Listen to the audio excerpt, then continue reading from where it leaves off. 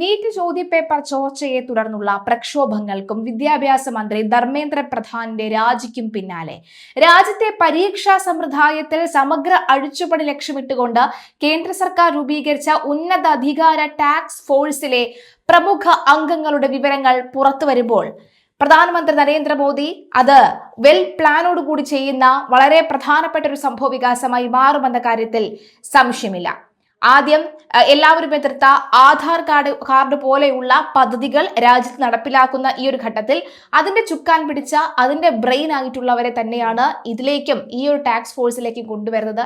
അതുകൊണ്ട് തന്നെ വളരെ പ്രധാനമായി തന്നെ നമ്മുടെ ഈ നാടിന് വളരെ കൈത്താങ്ങാകുന്ന അല്ലെങ്കിൽ ഈ പറയുന്ന ഈ ബുദ്ധിമുട്ടുകൾ, ക്രമക്കേടുകൾ, പരീക്ഷ ക്രമക്കേടുകളൊക്കെ തന്നെ മാറ്റാൻ സാധിക്കുമെന്ന് ഒരു പച്ചക്കൊടി എവിടെയൊക്കെയോ നമ്മൾ കണ്ടു തുടങ്ങുന്നുണ്ട് എന്ന് വ്യക്തമാകുന്നു. അതുകൊണ്ട് തന്നെ എതിർപ്പടയിൽ നിന്നുള്ള ബുദ്ധിമാനെ തന്നെ, എതിർപ്പടയിൽ നിന്നുള്ള ബുദ്ധിരാക്ഷസനെ തന്നെയാണ് പ്രധാനമന്ത്രി നരേന്ദ്രമോദി ഈ ഒരു പദ്ധതിയിലേക്ക് ക്ഷണിച്ചിരിക്കുന്നത്. നാഷണൽ ടെസ്റ്റിംഗ് ഏജൻസിയുടെ ഘടന മാറ്റി എഴുതാനും പരീക്ഷാ നടത്തിപ്പ് കൂടുതൽ സുതാര്യവും സുരക്ഷിതവുമാകാനുമായി 6 പ്രമുഖ മേഖലകളിലെ വിദഗ്ധരെയാണ് പ്രധാനമന്ത്രി നരേന്ദ്രമോദി സമിതിയിലേക്ക് തെരഞ്ഞെടുത്തിരിക്കുന്നത് എന്ന് വ്യക്തം.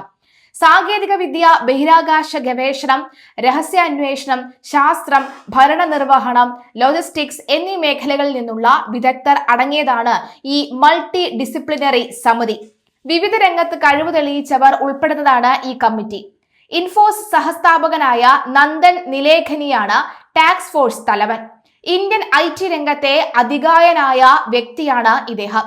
UPA സർക്കാരിന്റെ കാലത്ത് കൊണ്ടുവന്ന ആധാർ കാർഡ് ബുദ്ധികേന്ദ്രമായി പ്രവർത്തിച്ചത് ഈ നന്ദൻ നിലേഖനിയാണ്. ഇതുകൂടാതെ മലയാളിയായ മുൻ ISRO ചെയർമാൻ S സോമനാഥും മറ്റ് പ്രമുഖരും പട്ടികയിൽ ഉണ്ട്. നന്ദൻ നിലേഖനി അതായത് ടെക്നോളജി വിദഗ്ധൻ ആൻഡ് സമിതി തലവനാണ് അദ്ദേഹം. ഇൻഫോസിസ് സഹസ്ഥാപകനും IT മേഖലയിലെ പ്രമുഖനുമായ നന്ദൻ നിലേഖനിയാണ് സമിതിയെ നയിക്കുന്നത്. IIT ബോംബെയിൽ നിന്ന് എഞ്ചിനീയറിംഗ് പൂർത്തിയാക്കിയ ഇദ്ദേഹം ഇന്ത്യയുടെ UIDAI പദ്ധതിക്ക് നേതൃത്വം നൽകിയ വ്യക്തിയാണ്.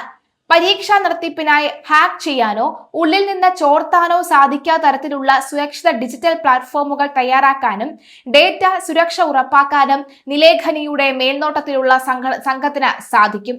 2007 ബാംഗ്ലൂർ ആസ്ഥാനമായുള്ള ഇൻഫോസിസിന്റെ CEO സ്ഥാനത്ത് നിന്ന് പുറത്തുപോയ ശേഷം ഇന്ത്യക്കാർക്ക് തിരിച്ചറിയൽ കാർഡ് നൽകാൻ രൂപീകരിച്ച ഈ UIDAIയുടെ തലവനായി ചുമതലയേൽക്കുകയായിരുന്നു അദ്ദേഹം. ഇതിനുശേഷം 2014 UIDAIയുടെ ചെയർമാൻ സ്ഥാനം അദ്ദേഹം രാജിവെച്ചു. കോൺഗ്രസിൽ ചേർന്ന് ബാംഗ്ലൂർ സൗത്തിൽ നിന്ന് 5 തവണ BJP MP ആയ അനന്ത് കുമാറിനെതിരെ മത്സരിക്കാൻ ഇറങ്ങിയെങ്കിലും അദ്ദേഹം പരാജയപ്പെടുകയാണ് ഉണ്ടായത്.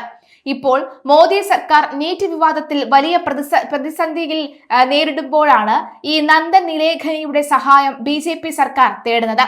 ഇവിടെ രാഷ്ട്രീയമല്ല, വ്യക്തമായ നീക്കം തന്നെയാണ്. പക്ഷെ അപ്പോഴും കോൺഗ്രസിന് വളരെ സന്തോഷമുള്ള കാര്യമായി ഇത് മാറ്റാൻ സാധിക്കും.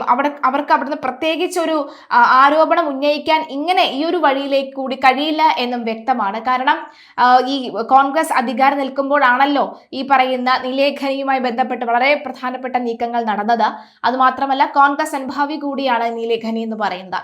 കറൻസി നോട്ട് പിൻവലിക്കലിന് പിന്നാലെ സാമ്പത്തിക രംഗത്തെ ക്രമക്കേടുകൾ തടയുന്നതിനൊപ്പം ഡിജിറ്റൽ പേയ്മെന്റ് സംവിധാനങ്ങളിലേക്ക് രാജ്യത്തെ ജനങ്ങളെ നയിക്കുന്നതിൽ നിർണായക റോള് വഹിച്ചവരിൽ ഒരാളും ഈ നന്ദൻ നിലേഖനി തന്നെയാണ്. അക്കാലത്ത് മോദി ഈ ടെക് ഭീമന്റെ സഹായം തേടിയിരുന്നു. സാധാരണക്കാർക്ക് എളുപ്പത്തിൽ ഉപയോഗിക്കാവുന്ന ഡിജിറ്റൽ പ്ലാറ്റ്ഫോമുകൾ വികസിപ്പിക്കുന്നതിലാണ് പ്രധാനമന്ത്രി ഇദ്ദേഹത്തിന്റെ സഹായം തേടിയത്. S സോമനാഥൻ മുൻ IAS ചെയർമാൻ ആണെന്നുള്ള കാര്യം നമുക്കെല്ലാവർക്കും അറിയാവുന്നതാണ്. ഇന്ത്യയുടെ ചരിത്ര പ്രസിദ്ധമായ ചന്ദ്രയാൻ 3 ദൗത്യത്തിന് നേതൃത്വം നൽകിയ ബഹിരാകാശ ശാസ്ത്രജ്ഞനും മുൻ ISRO തലവനുമാണ് മലയാളിയായ S സോമനാഥൻ.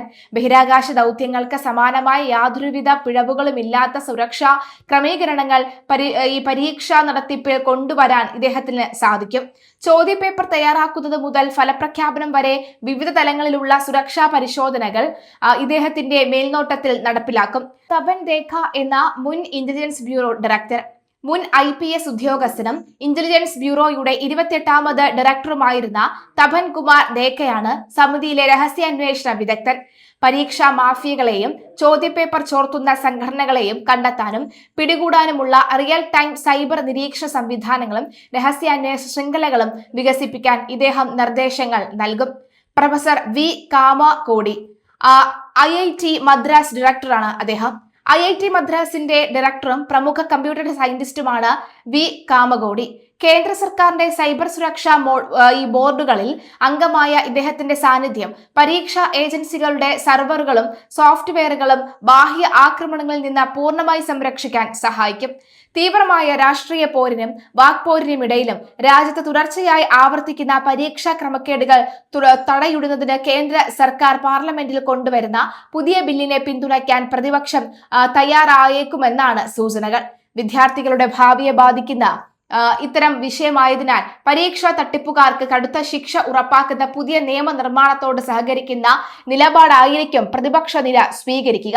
അതേസമയം പരീക്ഷാ ഏജൻസികളുടെ പ്രവർത്തനങ്ങൾ ഡിജിറ്റലൈസ് ചെയ്യാനും നാഷണൽ ടെസ്റ്റിംഗ് ഏജൻസിയിൽ സമഗ്രമായ അഴിച്ചുപണി നടത്താനും കേന്ദ്ര സർക്കാർ ഉന്നത അധികാര ടാസ്ക് ഫോഴ്സിന് രൂപം നൽകിയിട്ടുണ്ട്. പ്രമുഖ IT വിദഗ്ധനും ഇൻഫോസിസ് സഹസ്ഥാപകനുമായ നന്ദൻ നിഖേലിയുടെ അധ്യക്ഷതയിൽ 6-അംഗ ടാസ്ക് ഫോഴ്സ് രൂപീകരിക്കുകയും ചെയ്തതോടുകൂടി കയ്യടി നീളുകയാണ്. സോഷ്യൽ മീഡിയ പ്ലാറ്റ്ഫോമുകൾ വഴി പ്രധാനമന്ത്രി നരേന്ദ്രമോദി തന്നെയാണ് ഈ നിർണായക പ്രഖ്യാപനം നടത്തിയത്. രാജ്യത്തെ പരീക്ഷാ സമ്പ്രദായം കൂടുതൽ വിശ്വസനീയവും സുതാര്യവും അത്യാധുനിക സാങ്കേതിക വിദ്യയിൽ അധിഷ്ഠിതവുമാക്കുക എന്നതാണ് ഈ ടാസ്ക് ഫോഴ്സിന്റെ പ്രധാന ലക്ഷ്യം. പരീക്ഷ നടത്തിപ്പിലെ ചോർച്ചകൾ പൂർണ്ണമായി അടയ്ക്കാനുള്ള നിർദ്ദേശങ്ങൾ സമിതി സമർപ്പിക്കും. ഇൻഫോസിസ് സഹസ്ഥാപകനുമെന്ന പുറമെ ഇവരെല്ലാവരും കൂടി ചേരുമ്പോൾ തീർച്ചയായും ഒരു വലിയ മാറ്റം തന്നെ ഉണ്ടാകാനുള്ള സാധ്യതയുണ്ട് എന്ന് വ്യക്തമാകുന്നു. തീർച്ചയായും പാർട്ടികളുടെ സമരത്തിന് പിന്നാലെ നരേന്ദ്രമോദി എടുത്തിരിക്കുന്ന ഈ തീരുമാനം വളരെ സ്വീകാര്യത നിറഞ്ഞത് തന്നെയാണെന്ന കാര്യത്തിൽ യാതൊരു സംശയവുമില്ല.